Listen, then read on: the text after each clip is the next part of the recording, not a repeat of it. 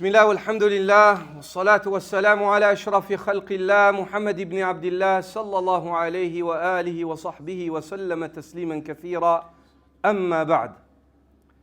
Me të vërtet, shumica e njerëzve kanë ndrodhur dhe frigohen rreth jetës në cilën jetojnë, jetës fizike. O kjo është frikë natyrale, normale të njeriu, që mu frigu, se ndoshta po i dëmtohet jeta në cilën jeton fizikisht. Mirë po, problemi që ndron që ata nuk frigohen për jetën e amshushme, një jetë e cila tani për ta është abstrakte, gjendet në bindje dhe në besim, mirë po dhe të shndrohet në realitet dhe dhe ta shohin që abstrakte ka qenë jeta në cilën ata jetonin më parë. Dhe shembulli i kësaj jete në cilën neve jetojmë tani, disa prej muslimanëve të parë, dhe Allah në Kur'anin familjar, profeti sallallahu alajhi wasallam sunnet, në fjalë të sahabëve, grumbullon disa shembuj për ta, të cilat e shfaqin, e pasqyrojnë realitetin e jetës në cilën neve tani gjendemi. Dhe realiteti i saj është si shembulli një hije e cila e përcjell njeriu, i vjen pas dhe dikun humb, ajo hije dhe më nuk gjendet. Dhe shikon njeriu po ku mbeti. Dhe atëherë shef që nuk është, ajo vetë se ka përcjell, po tani më është ndeshët ai me realitetin. Apo si shembulli i një bime cila rritet dhe lulëzën dhe duket e hishme, dhe njerëzit mendojnë që po e posedojnë atë.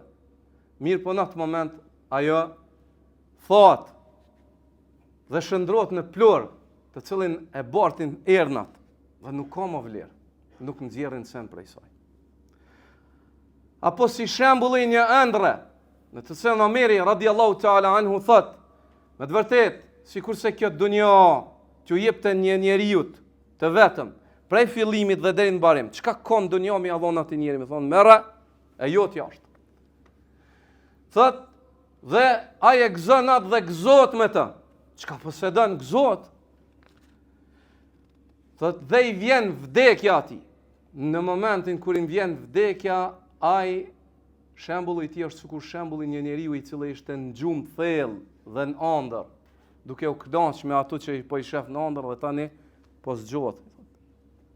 Ngreu tani, mbaroi ëndra dhe i hap sytë dhe shef që ai nuk posedon realisht asgjë me vete. Kjo është shembulli i dunjos, o vëllezër dashur. Me këtë fjalën nuk po du me inkuraju njerin dhe mi thonë mos bën gjë, patjetër ti ki mu mundu.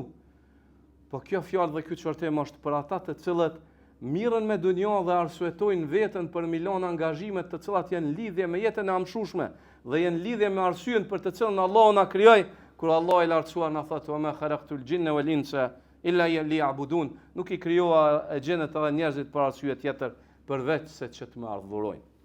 Atëherë ti krijimi yt dhe arsyeja e qëndrimit tonë në dunjë është që të adhurosh Allahun. Adhuroj Allahun. Allah ka ndonë 24 orë të cilat mjaftojnë ty, edhe me adhuru, edhe me kry nevojat tua në dunjë. Mirë po kur mos haro që do të delsh për Allahut dhe do të mbaroj kjo dunjë një ditë, patjetër, për dikon më herët, për dikon më vonë, dhe do të ringjallën njerëz për Allah dhe do të informoj se çka kanë vepruar, dhe aty fillon jeta e tyre. Kur mbaron dunjaja, fillon jeta e njeriu, një jetë e cila hapet, mirë po më nuk mbyllet. Hapet, mirë po më nuk mbyllet dhe aty. Ata të cilët luftonin kundër vetvetes tyre për t'ju bindur Allahut, e shohin se sa tregti të mirë kanë bën. E kanë shpenzu një gjë e cila mbaron për me fitu një gjë e cila nuk mbaron dot. Kurse ata të cilët e shitën atë që nuk mbaron për ta bler atë e cila mbaroi, ata shohin që më nuk kanë dorë asgjë. Kanë humbë në tregti. Dhe nuk kanë qenë të zgjudh dhe të mençur. Nuk kanë qenë të zgjudh dhe të mençur. Allahumma salli ala Muhammedin wa ala ali Muhammad, kama sallaita ala Ibrahim wa ala ali Ibrahim, innaka Hamidun Majid. Wa barik ala Muhammedin wa ala ali Muhammad, kama barakta ala Ibrahim wa ala ali Ibrahim, innaka Hamidun Majid.